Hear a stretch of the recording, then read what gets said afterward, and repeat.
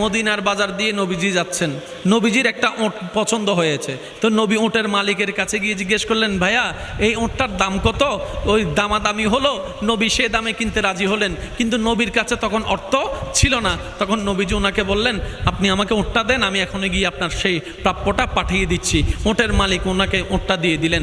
আশেপাশে যারা ওঁটের মালিক ছিল সবাই জিজ্ঞেস করতেছে, এই পাগলা, তুমি কি যাকে ওঁট দিয়েছো তাকে চিনো?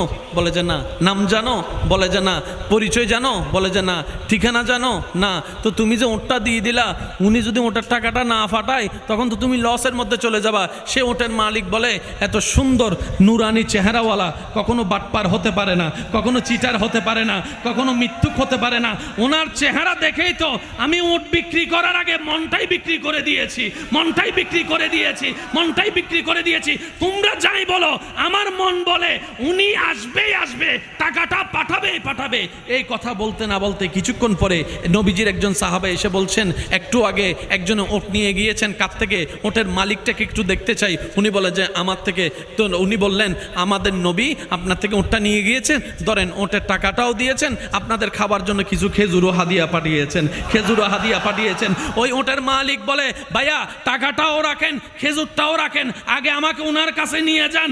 আমি ওঁট বিক্রি করি নাই, আমার দিলটাই বিক্রি করে দিয়েছি। ওনার চেহারা মোবারক দেখে আমার মনটাই পাল্টাই গিয়েছে, আমি কালিমা পড়ে মুসলমান হয়ে যেতে রাজি আছি। সুবহানাল্লাহ।